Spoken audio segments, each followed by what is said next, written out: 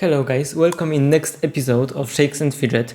Today there is not gonna be a gameplay video because today we've got two pretty big news from the game producers. First one is the producers note 29 and the second one is Changelog. So let's read what they're gonna change because the changes are big but not necessarily good in my opinion. Does the paladin make the warrior obsolete? Since the introduction of the paladin class, we have received feedback, expressions, concerns that the warrior class has become obsolete. Many players feel that the paladin is stronger, leaving the warrior as one of the weakest classes in the game. Okay, maybe paladin is a little bit better than warrior, but what about battle mage? Because battle mage is very similar to warrior, and in the late game I think it's even worse than warrior, but okay. We are currently exploring ways to enhance the warrior class to make it more competitive. However, we are encountering several challenges. One significant issue is that the existing classes in dungeons are not straightforward to adjust. Any changes made would impact every dungeon where these classes are encountered. So that's have sense. If you change the class, the enemy, for example, in dungeon we have warrior enemy, and they gonna change the warrior class, so the enemy is gonna change. That's not something super weird. That's logic, of course, under condition that the balance still gonna be good. To effectively improve the warrior class, we first need to separate the PvE and the PvP system within the game, and I don't like it at all, because they want to have like two warriors. One's gonna be a playable class and second one gonna be enemy in dungeon, and I don't like it.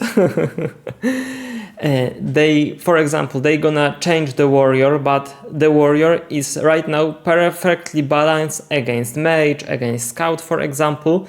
So if they gonna buff the warrior, so what with mage and scout? Because okay, in PvE warrior is a little bit worse, but in PvP, in my opinion, it's not that weak. At least against these two classes. So if they gonna change the warrior, they probably gonna change also the scout and the mage. But for example, mage right now is perfectly good balanced against every other class. Yes, so I am afraid that 2025 is gonna be year of class balancing, and it's last for at least 2 years from now, and I'm really afraid that's gonna happen, because as you can know, the Playa games, it's not very good in balancing, because last event, this traveling circles, was the balance there was a disaster. The few changes of Demon Hunter, the Druid was absolutely madness for them. They changed it like 4 or 5 times.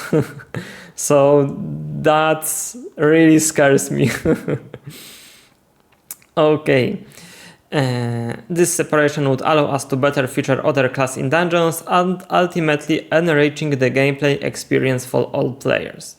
Oh, we're gonna see what this is enriching gonna be. Comment on fusion compensation. The compensation strategy is designed to promote competition and innovate on future fused gained words. It is grounded of the analysis of competitive characters with compensation level at approximately 2/3 of potential experience players could earn in specific period. For gold, the compensation is set at about 1/3 of the total gold attainable by players, aligning with what a free-to-play gamer could accumulate. While multiply formulas could be used to calculate gold from various activity like city guard, gold pit and expeditions, a single formula based on expedition has been chosen for its simplicity and lower risk of errors, ensuring the compensation gold amount remains consistent. So, okay, experience, 2/3 of potential experience with compensation level, it's okay. 2/3. I hope there is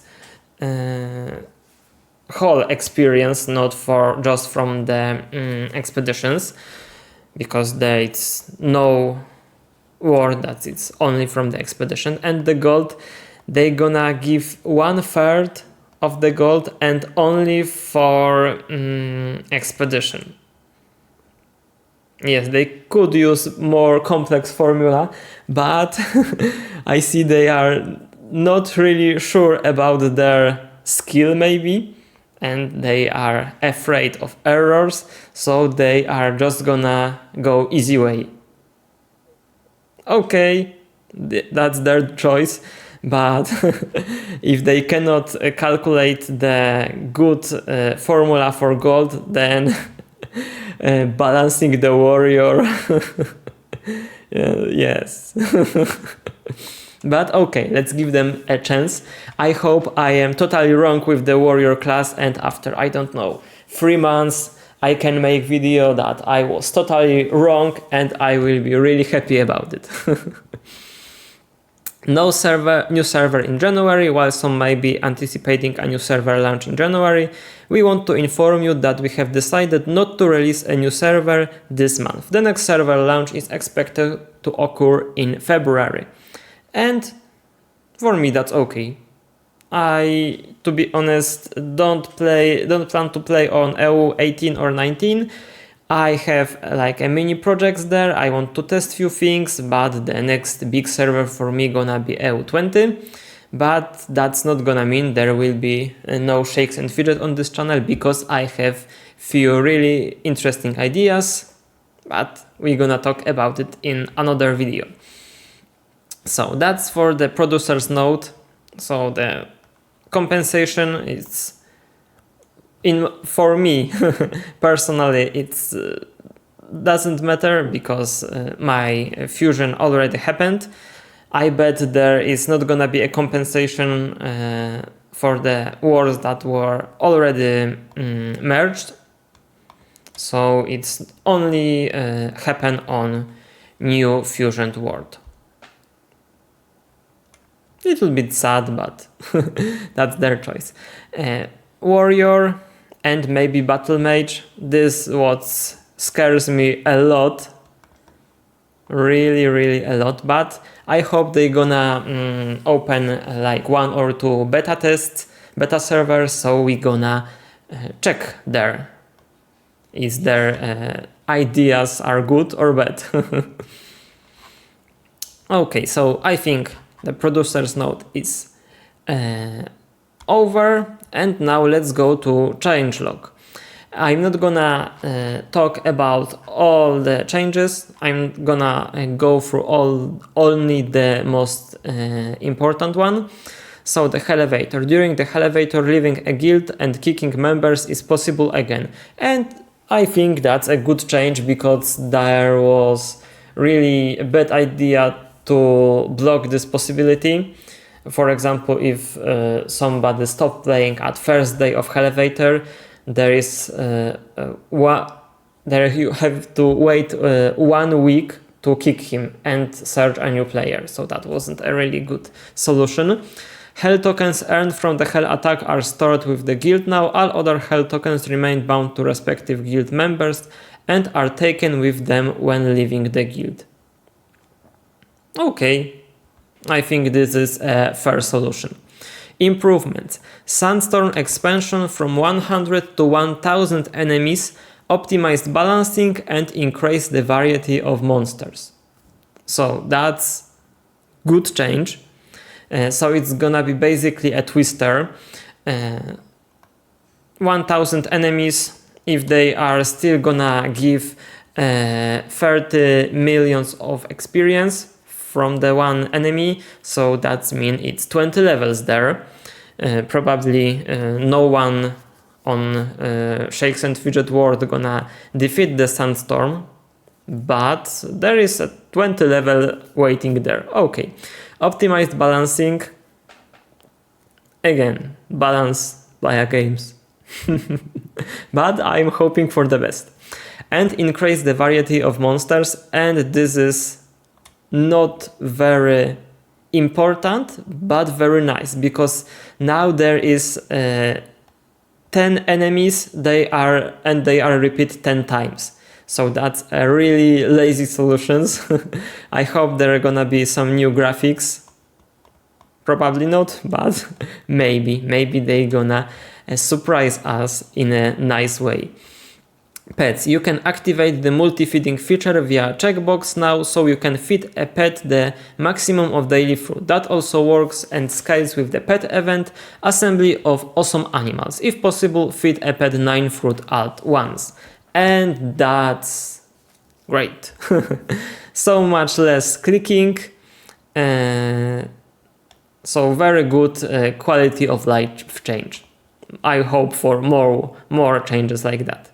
Which she requires a different item type for her cauldron now until all 9 types have been requested. Then the requested item type is randomly selected again. The rotation is paused during the event Witch Dance, and it's continued later on. And that's also great news, especially for late game players, because even with maximum treasure like I have here, 45 level, I still sometimes have to sell the regular items because Witch don't want this special item type, and I don't have more space in equipment. So very good change. So that means like every 9 days there gonna be one type of items. So there is not gonna be like 2 weeks without shoes. Nice. Guild chat. The notification of individual member list all defeated monsters in the dungeons Mount Olympus, Monster Grotto, and continuous loop of idols now. And that's nice. I really like this notification because you can congratulate for your guildmate. It's also make a chat a little bit more alive. So I like it.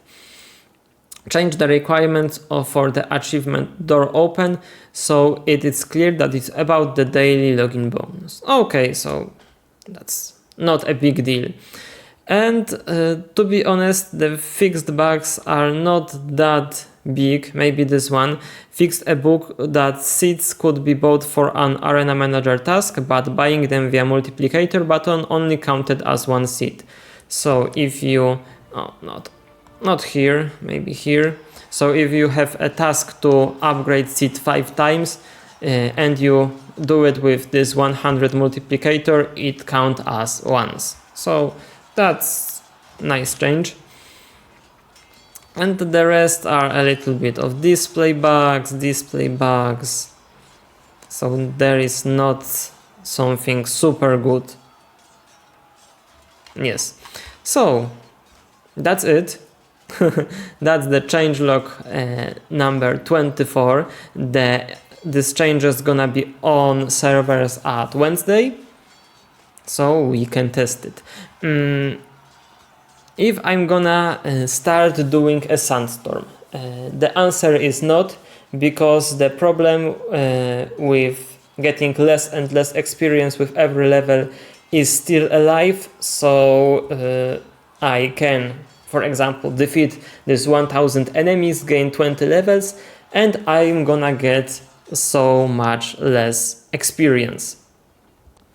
So that's pointless for me. And I'm not gonna get even 1 single gold more, because I am already capped at every possible source of gold.